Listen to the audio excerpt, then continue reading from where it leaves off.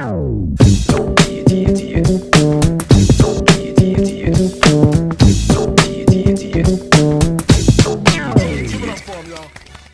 everybody, welcome to another edition of I Do Stand Up. Listen, this Friday night I'm going to be at the Comedy Store in Hollywood, California, in their original room at 10:30.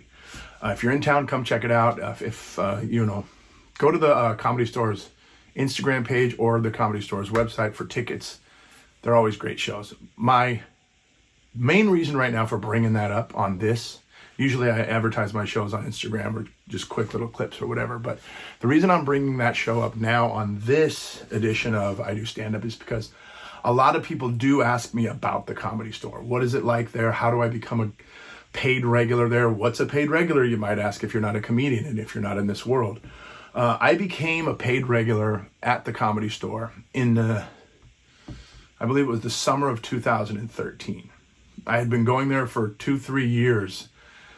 Every Monday and Sunday, every Sunday, Monday, they have, the thing that they have on Monday is their open mic, basically. It's their way to get in. You have to sign up. It's a whole process.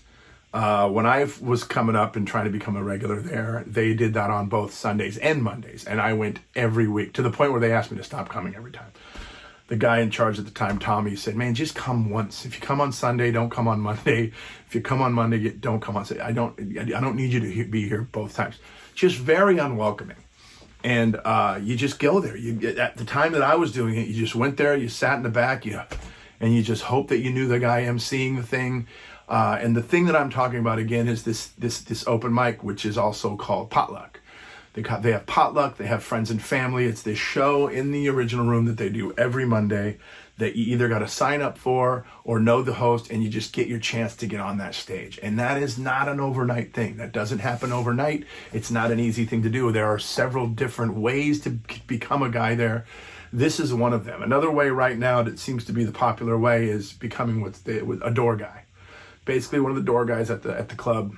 There's a system with the door guys that they're being, showcased, and they're being looked at to be some of the next comedians at the comedy club. I didn't go that route. I just went the route where I went there and just hung out desperately every week and just sat in the back of the room. And there were nights that, I'd be sitting back there and they'd walk up to me, okay, maybe in like 2 more, we'll get you on. Hey, maybe in like a few more, we'll get you on. Then by the time it's 1:30, 2 o'clock in the morning, they come back there. And I'm literally staying there that whole time, by the way. A lot of effort went into this, and they would say, it's not going to happen tonight. And instead of giving up, I was like, great, I'll come next week. And then finally, friends of mine that were hosting it, big thank you to Fraser Smith. Fraser Smith was hosting it, and he would get me spots every once in a while. But it wasn't an easy journey for me, man. They're very picky. They hand select everybody. It's like an audition that just goes on for years, and they're watching, they're looking at you. They're watching your development. They have what they call development spots. They'll say, okay, you're not a paid regular yet, but I'm going to give you development spots. Where us as paid regulars, when we get on stage, it's a minimum of 15-minute set. We do 15 minutes. Sometimes we'll do 20 minutes. But these guys are like, I'm going to give you a 5-minute development spot, and they're developing the new talent. And that's who's ever in charge at the time, the booker at the time. When I was going through it, it was a guy named Tommy. He was an interesting character. Tommy was, any paid regular at the Comedy Store that went through the whole Tommy era will tell you he was a fucking character. He was out there. And there was also, I heard a rumor that when I was trying to get through there with Tommy, that he was telling people, whoever would listen to him, that I'm never going to pass Jason Collings. I'm never going to pass him. He said I was too old. I was 35 at the time. I'm 4 years old right now. I was 35. He's like, he's too old. There's no real place here for him. And another thing that works to your advantage is if there are paid regulars there that do respect you as a comic, and they start giving you referrals. Yeah, you should look at this guy. You should look at this guy. One night I walked into the Comedy Store on one of those nights where I'm just trying to get on the stage. And I'm walking up, and Tommy used to work at the front booth where you go buy your tickets. And everybody would walk up there and greet him. It's just that whole fucking gatekeeper bullshit that's in Hollywood. He was the gatekeeper of the Comedy Store at the time, in my opinion, unfortunately. But again, fortunately, because he's the guy that passed me. But There's another twist at the end, though, that so stick around. But, so one night I walk in and I'm walking up to that booth and he's in the booth and he's got his fucking Tommy attitude.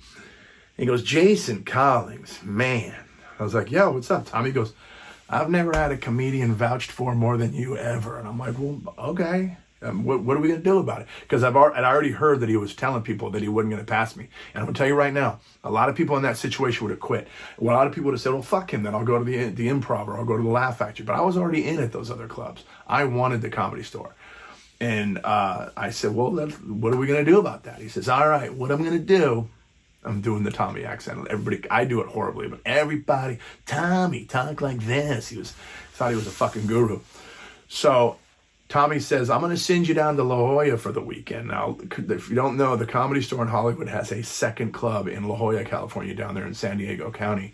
And a lot of times a lot of people that perform at the La Jolla club aren't necessarily paid past paid regulars at the Comedy Store. They just give them spots.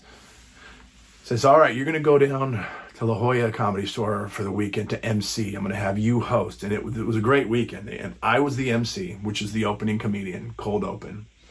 The featured act, which was the middle act, was Eleanor Kerrigan, who is a monster on stage. If you've never seen Eleanor Kerrigan, look her up. She's a beast. She is a phenomenal comedian. She was awesome that weekend, too, because she really took care of me because I was really sick.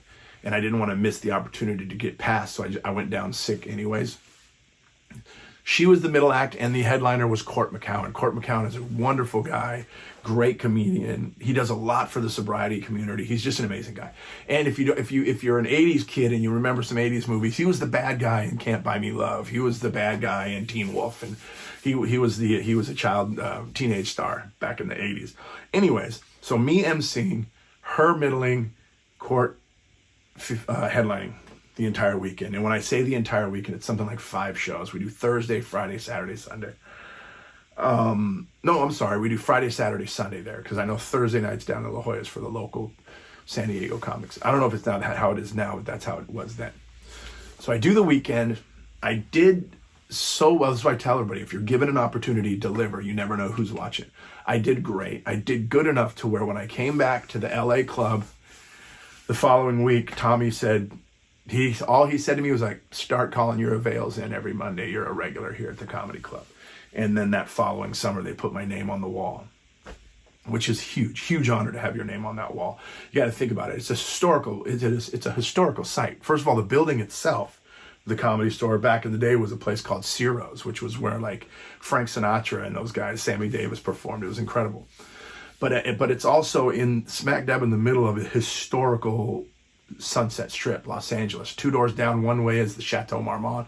2 doors down the other way is, the what is it called? The Whiskey, the Roxy, Rainbow Room. It's everything. And another few doors down is the Laugh Factory. It's a very historical site. So to have your name on a building on the Sunset Strip, and they put mine right on the front. So if you drive by, you don't even have to go to the club. If you drive by and just look over, you'll see Jason Collings right there in white letters right on the front of the building. And that was a huge honor. And people are like, why is it a huge honor? Because paid spots aren't that much money. You make a little bit more money in the main room because it's a ticket split, but they're just regular spots. But the room is so legendary that it really does. I believe, I don't know if there are any comics will disagree. I know a bunch of guys I know will agree. The room made me a better comedian. Doing that original room for the longest time was considered one of the toughest rooms in the country.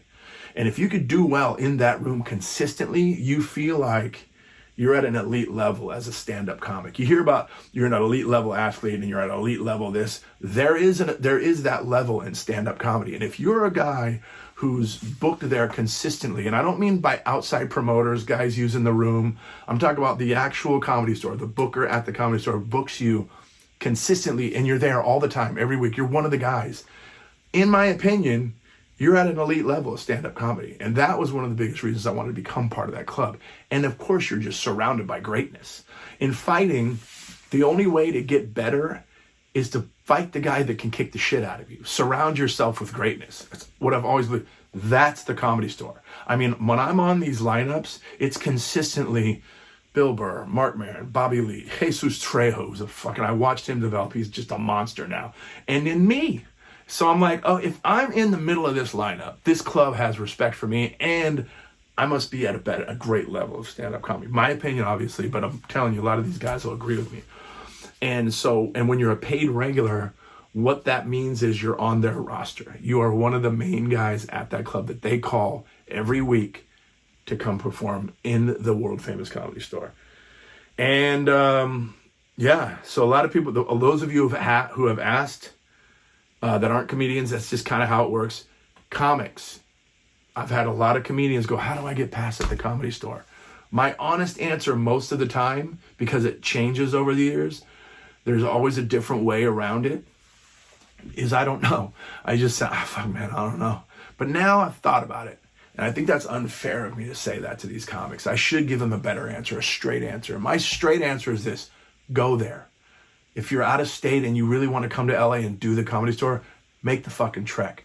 Come to California, get a side job here, get an apartment, and then just be at the Comedy Store all the time, especially on Monday nights. Be there on Monday nights. Become a familiar face.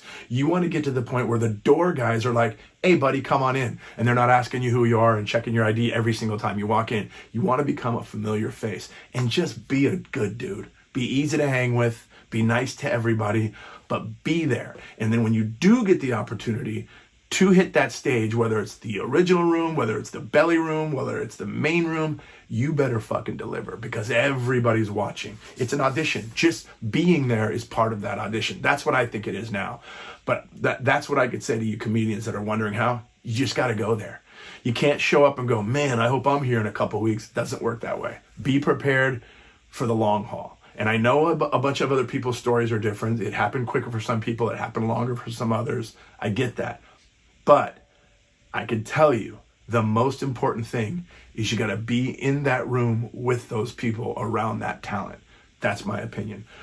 So that's this episode of I Do Stand Up. And again, I'm doing stand up Friday night at the world famous Comedy Store. If you're on the west side by the beaches, I will be at the world famous Comedy and Magic Club Saturday night, 2 shows, 6 and 8. And my next episode, I'm going to talk about that club and what it takes to get there, and my journey of how I got into that club, which is also one of the greatest clubs in the country. Thank you guys. Talk to you later. Bye.